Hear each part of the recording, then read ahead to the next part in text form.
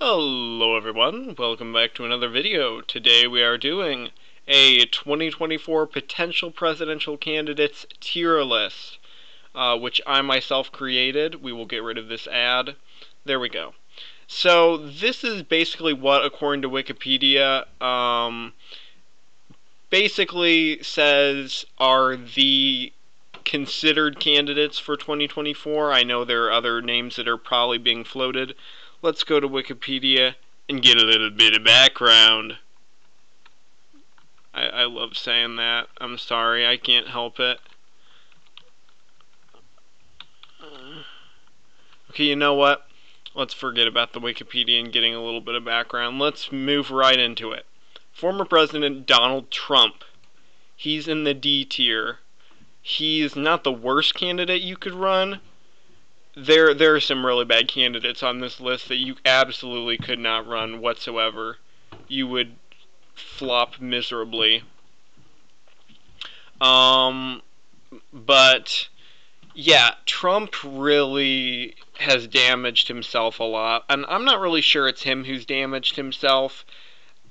I just think in general he's just gotten way too much negative attention, and his approval with independents is way too low at this point for him to really be where he needs to be able to win a general election. Would he win the primary? I think so. I think he could still win the primary against DeSantis, assuming DeSantis even runs. DeSantis might not even run, in which case there's not really going to be much of a primary for him to get through, because, like, who else is going to run? Liz Cheney? We'll get to her in a second. Anyway, though, he's just not good when it comes to winning a general election, I'm afraid, and so I just don't see him plausibly having too much of a path to winning, unless he's running against Kamala Harris, in which case he would win hands down. Let's say he ran against Biden again, and Biden is more unpopular than he is, or assuming his approval got a little bit better over the next 2 years, and he's seen a little bit more favorably. He's not the most unfavorable, but like his approval is hovering around 41% and Biden's is at like 39%. Then there's a chance he could win, but overall I just don't see him really winning. Greg Abbott, the governor of Texas. This one is a potential one. I think he would definitely win his home state, which Trump would have a harder time with doing. So for that, I'm going to put him in the B tier. He does have appeal to independents. He did very well against Beto O'Rourke, despite how famous Beto is. He still manages to defeat him by 11 points, which is very good. That's about what I was looking at for my prediction. So I would say he would be a decent, alright candidate. He would need to get his name recognition out there, obviously, but with that being said, I don't think he would necessarily be a bad candidate at all. We would just have to see how he panned out, which is why he doesn't really go any higher. J.B. Pritzker, the governor of Illinois. So Pritzker is kind of bad, honestly. I don't really know where he'd be. I don't know enough about him. But he's not, like, even some Democrats dislike him.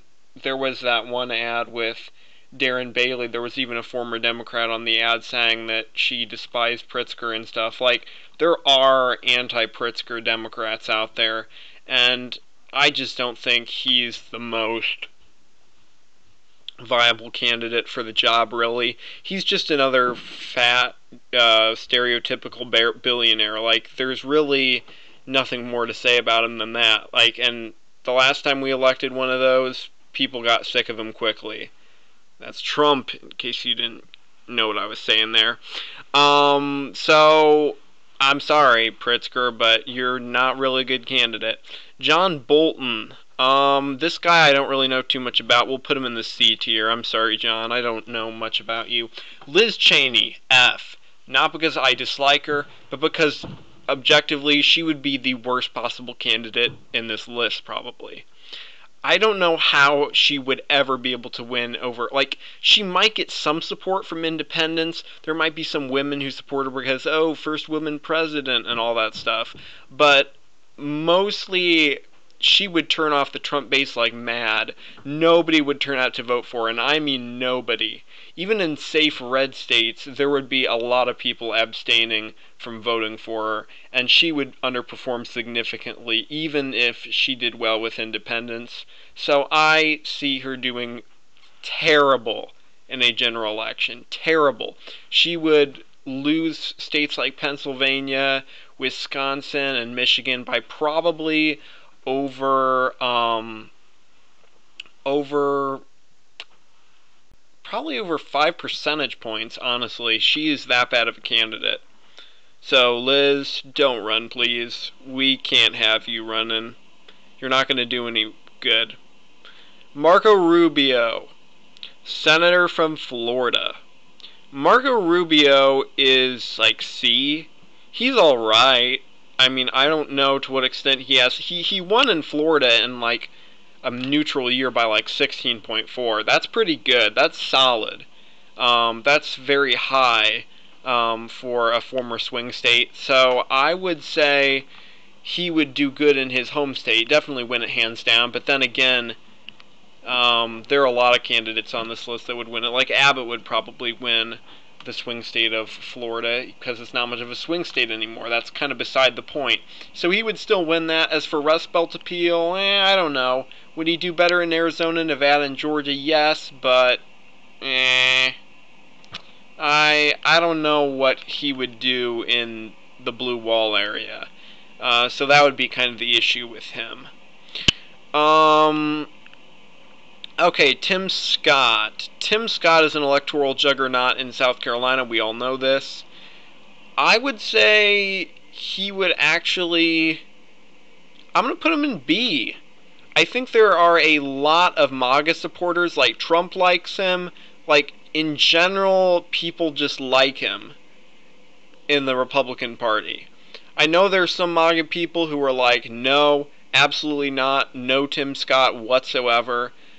People don't like his foreign policy, etc. But I think generally he has actual decent support among independents, against probably even some Democrats honestly like him, I'm sure. Now obviously he doesn't win the black vote every time, like that's not the reason why I'm saying this. But I do think he would be a fairly decent candidate for the Republicans to run. Adam Kinzinger, same as Liz Cheney, F for the exact same reasons as Cheney. Actually, E. Cheney is worse than Kinzinger because she's like vice chair of the January 6th committee and all that.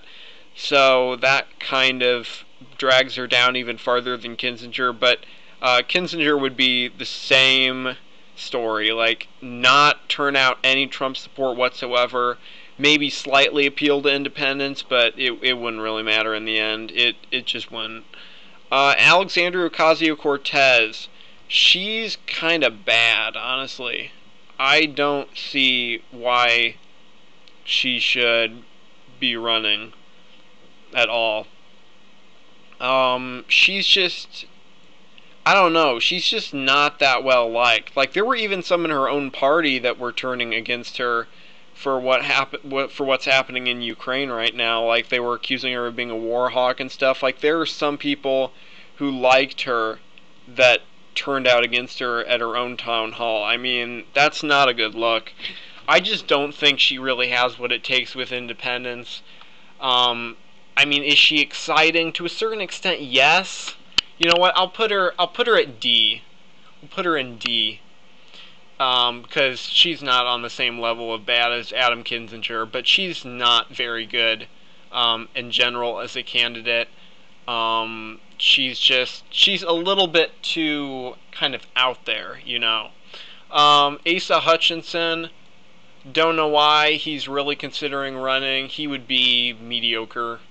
I don't see any reason why he would really be a great candidate or anything. I know very little about him, I'll admit that, but I mean, come on.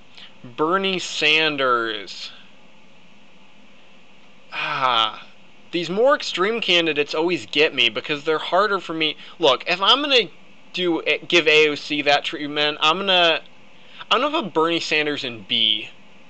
because he's above average. He's better than AOC because he's not so off-putting, but he has more of a base than AOC does. AOC, sure, she has like somewhat of a base, but it's not like the base that Bernie Sanders has. I think Bernie Sanders actually would do decent in a general election. I really do. I know that might sound crazy, but I think you really would. Chris Christie, why even run this guy? Why? Why run Chris Christie? He wouldn't win, period. Cory Booker. Actually, why did I put Chris Christie in C? Chris Christie would be like D. Cory Booker. Don't know too much about this man either, but we are going to say he's C-tier material. Brian Kemp he's actually alright with independents, but unfortunately there are way too many Trump supporters that just won't forgive him for what he did in Georgia, even though they did kind of turn out for him. Now, Kemp would win his home state, I'm sure. I'm sure of that. Especially if he was running against Joe Biden, I think he would win his home state. So that would be a plus for him. In fact, maybe because of that, we'll put him up to C. But I'm sorry, there are too many Trump supporters that don't like him. So I can't really say too much there. Elizabeth Warren, she's just kind of like another liberal, typical liberal.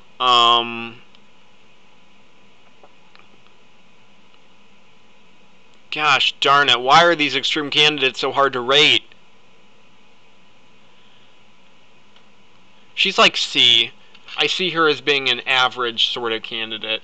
Not really outstanding or anything, but alright. Mitch Landrieu, don't know too much about him. Same with Francis X. Suarez. I know he thinks he can win. He can't. So Gavin Newsom wouldn't do very good. Gavin Newsom just I hear bad things about him all the time. Nobody really seems to like him whatsoever, from what I've been hearing about him. Gina Raimondo, I don't know too much about her either. Sorry guys, I just don't know about some of these people. This is what Wikipedia said, so I put it in my tier list. Don't judge me. Gina Raimondo, we'll put her in C. John Kasich would be C also. He's just average. He's not exciting. He's not sort of, he ran against Trump before, sure. So he has name recognition and stuff, but he's just not exciting, in general. Roy Cooper. Roy Cooper actually would be a good candidate. I'm going to put him in B. He would win his home state of North Carolina probably, especially against Trump, considering Trump nearly lost North Carolina in 2020. Roy Cooper would actually win his home state. He would probably win Georgia. He would probably get Arizona as well, and Nevada. I'm not too sure about Rust Belt. I'm not sure to what extent he has Rust Belt appeal, but the fact he could win a Republican-leaning swing state like North Carolina shows that he has potential. I think he could legitimately get the job done. Chris Christie,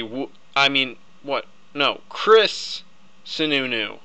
What the heck is wrong with me? That's not Chris Christie. Yeah, that's not. This is Chris Christie. I'm stupid. Chris Sununu.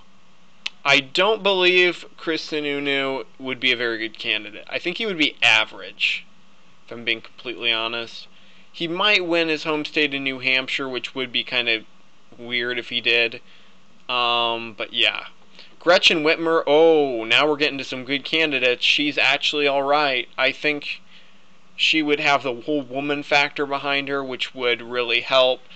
I think there are a lot of independents that would support her. She won by 10 in Michigan this year, despite my prediction of 4.5 or something. So she would easily win Michigan. She would probably carry Wisconsin, probably carry Pennsylvania. And then Arizona, Nevada. Nevada might flip, but that wouldn't really matter too much for Gretchen Whitmer. So yeah, I think she would be a great candidate, honestly. This guy, whose name I forget, but he already declared his candidacy. He's C tier. He's a Democrat. I don't know too much about him. Joe Biden. Joe Biden's age and stuff is a real issue, and he's unpopular. Now, it depends as to how unpopular he is in 2024, but I see him remaining pretty unpopular. Probably, let's say he's got like a 39% approval by the time 2024 comes around. That seems kind of reasonable, I would say. So I would put him in D alongside Trump. I think a matchup between the two of them could really go either way. It really depends on who's more unfavorable. Um, but I think Biden just is not a strong candidate. I know Politics Made Simple, shout out to him by the way. I know he said that like Biden was an S tier candidate. I have to disagree with that. I'm sorry. He's too unpopular. He does have incumbency advantage, but like for real, he's nobody likes him.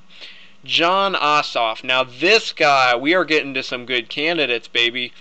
John Ossoff, really strong candidate. Would carry Georgia, would carry the Sun Belt area, so Nevada, Pennsylvania, Arizona. He would probably also do decent in the Rust Belt, I am sure. He has the young charisma.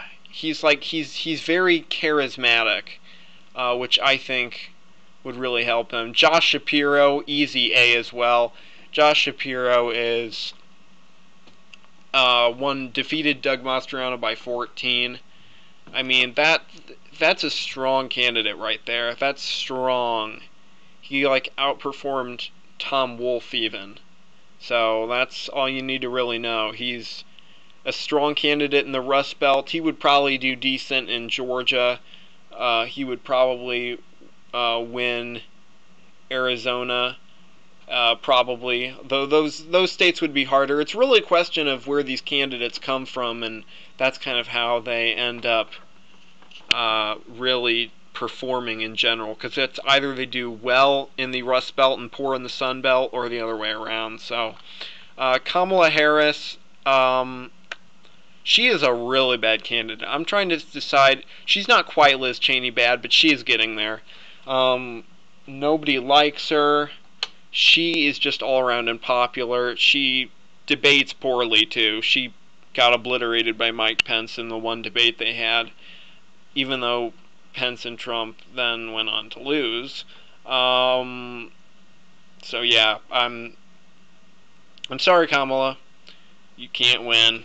I'm sorry about that. If you went up against Trump, like, you would lose.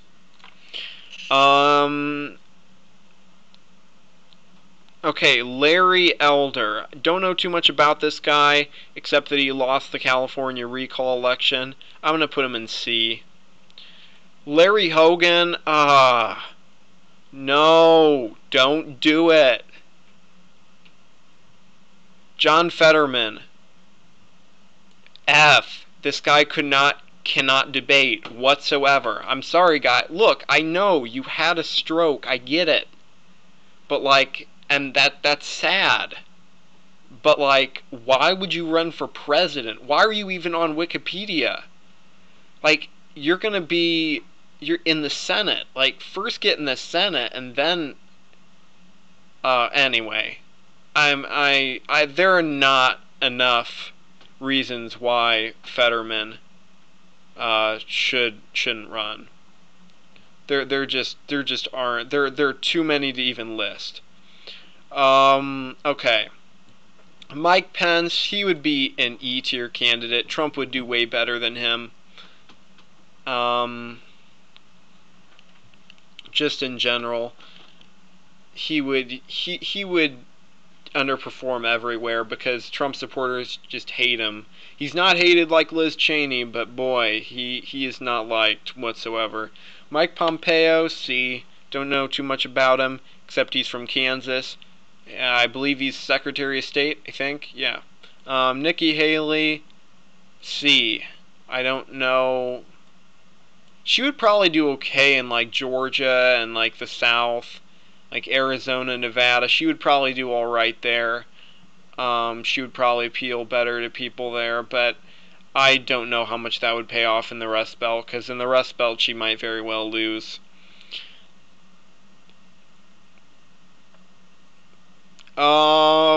Nina Turner.